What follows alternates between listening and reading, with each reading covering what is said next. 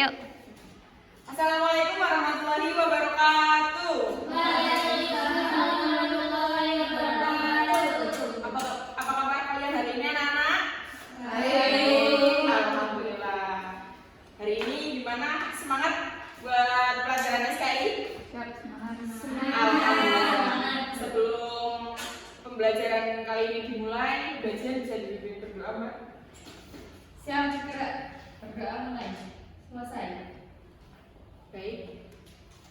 Sebelum lanjut ke materi, Bu absen terlebih dahulu ya. Rifko Alabimba, Iya, Bu. Fatimatus, Lagi dong, Bu. Isrina Najia, Iya. Namira, Jihan Saputri. Kok ketawa-ketawa kamu, Mbak? Namanya bukan Najia. Bukan Jihan. Bukan Najia, Bu. Najia, Bu. Oh, Najia. Oh iya, maaf. Salah tulis berarti ini. Jihan Saputri hadir? Oh, hadir. Alhamdulillah masuk semua ya. Iya.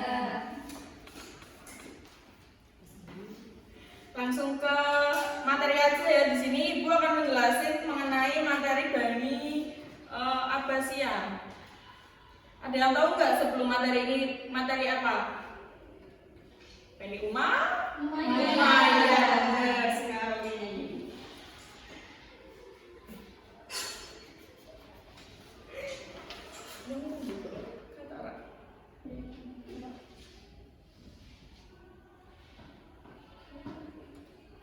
Langsung saja ke sejarah Bani Abbasiyah. Ini yang pertama ada pada masa Abdul As-Sofa bin Muhammad bin Ali bin Abdul bin Abdul Abbas. Di sini pada tahun 750 sampai dengan 754. Beliau juga pendiri pertama pada khalifah pertama Bani Abbasiyah.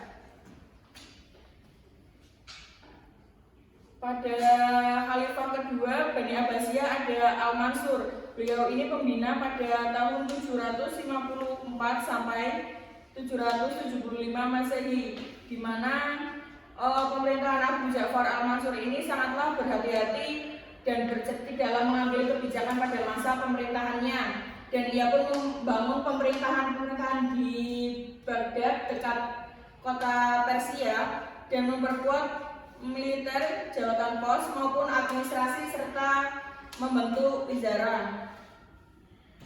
Lanjut yang ketiga pada masa Khalifah Al-Mahdi pada tahun 775 sampai dengan 785 Masehi, di mana Abu Mansur ini bisa dikatakan pada masa kejayaan maupun keemasan, di mana di situ rakyatnya itu hidup dengan tentram dan damai sebab negara dalam keadaan stabil dan mantap. Beda lagi dengan tadi yang pada khalifah kedua, yaitu pemerintahan Al-Mansur penuh dengan perjuangan melawan berbagai kesulitan untuk menstabilkan keadaan negaranya. Lanjut pada yang keempat ada Harun Ar-Rasyid. Di sini beliau bukan khalifah yang keempat, namun yang kelima pada tahun 786 sampai 809 Masehi, di mana dia pada pemerintahannya itu mendirikan Baitul Hikmah dan dikenal juga dengan pemimpin yang cinta ilmu pengetahuan.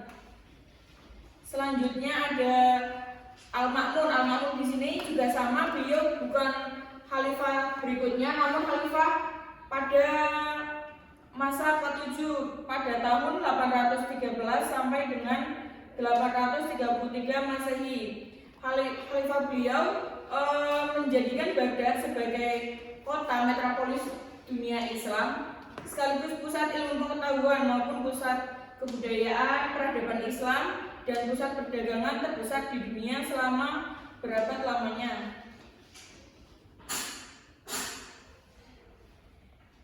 Pada masa khalifah terakhir ada Al-Mustaksim pada tahun 1242 sampai dengan 1258 Masehi. Beliau juga di sini membangun membangun menara-menara Islam dan membungkam orang-orang yang membangkang dan mencegah munculnya fitnah dan mengajak manusia itu untuk melakukan perbuatan yang lurus. Pada masa ini pun masa Daulah Abbasiyah itu runtuh karena mendapatkan serangan dari bangsa Mongol di bawah pimpinan Hulkukan. Yang selanjutnya ada materi pada tokoh-tokoh atau ilmuwan dinasti Abbasiyah. Yang pertama itu ada bidang astronomi, di situ tertulis Al-Farazi. Yang kedua ada bidang kedokteran, ada Ibnu Sina. Bidang matematika ada Muhammad bin Musa Al-Khawarizmi. Yang ketiga ada bidang optika, Abu Ali Al-Hasan Al-Baltani. Yang ini di PPT salah ya, pada bidang sebenarnya pada bidang matematika. Pada bidang kimia ada Jabir bin Hayyan. Nah, selanjutnya ada keberhasilan pada masa dinasti Abbasiyah. Yang pertama itu ada kotak-kotak di sini, yaitu tempat belajar maupun tempat lembaga pendidikan, baik tingkat pendidikan rendah maupun menengah. Yang kedua ada majelis muhadharah, yaitu tempat pertemuan para ulama, sarjana, ahli fikih dan pujangga untuk membahas masalah-masalah ilmiah.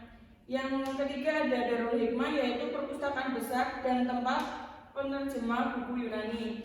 Selanjutnya juga ada seperti madrasah, masjid, rumah sakit maupun farmasi.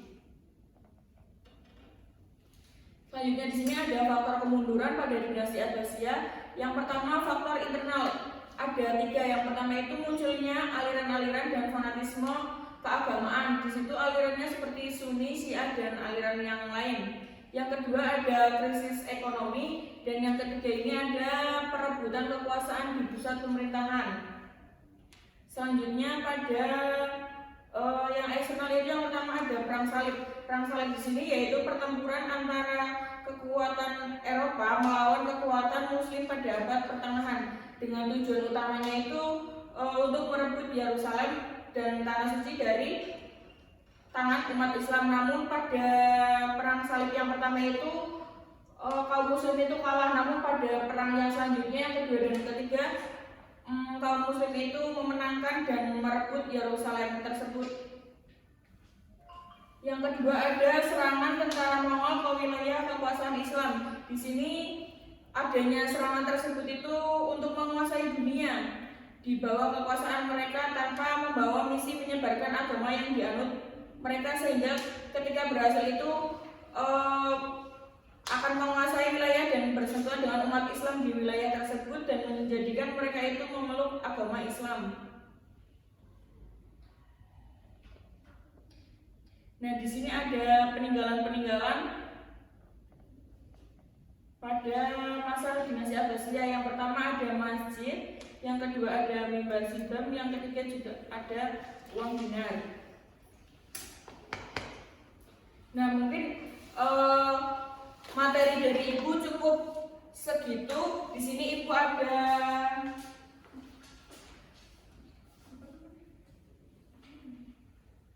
pembahasan, nanti kita membuat kelompok kecil di mana satu kelompoknya itu terdiri dari 2 sampai 3 orang. Nanti dijelaskan pada 3 tokoh ini siapa saja dan tokoh ini itu meninggalkan apa saja pada masa khalifahnya.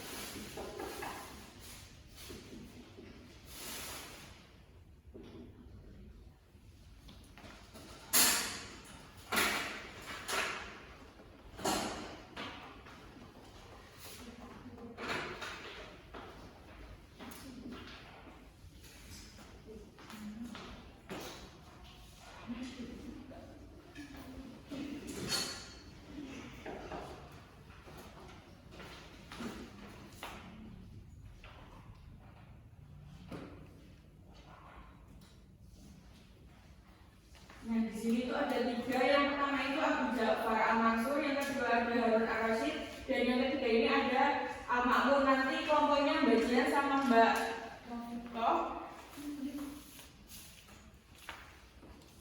Mbak Fatima sama Mbak Estelina sama Mbak Namira digabung. Nanti bisa yang maju pertama itu bisa milih mau menyebutkan yang tokoh siapa. Mbak Estelina sama Mbak Fatima. Mana?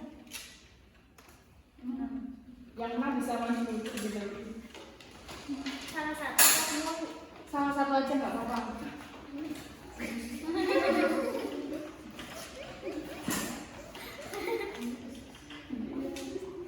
Milih ya Bu. Iya milih.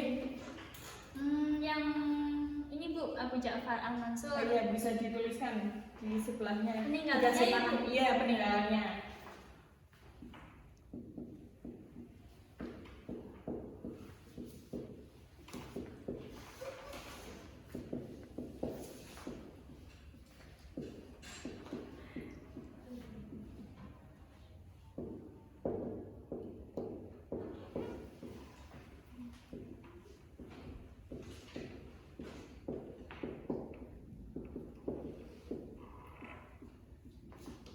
Ya Bu. Udah. Lanjut dulu yang kedua. Udah didiskusikan belum? Sudah Bu. Siapa yang mau lanjut? Fatimah.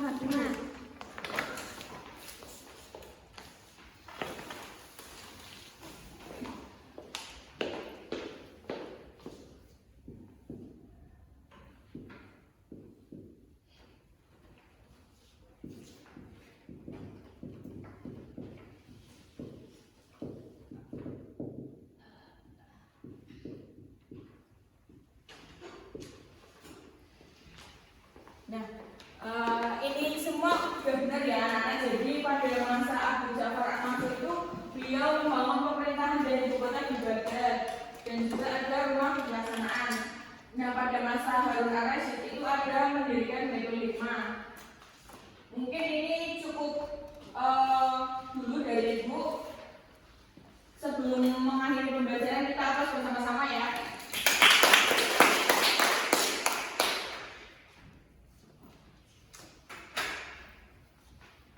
Semoga pada pembelajaran kali ini anak-anak nantinya bisa mengingat akan sejarah di mana dahulunya itu ada sejarah-sejarah terdahulu seperti dinasti Abbasiyah maupun dinasti Umayyah dan sejarah-sejarah yang lainnya. Mungkin cukup sekian dari Ibu. Sebelum berakhir, bagian bisa dipimpin berdoa, Mbak. Ya, gerak berdoa mulai selesai. Alhamdulillah, mungkin cukup sekian dari Ibu. Assalamualaikum warahmatullahi wabarakatuh.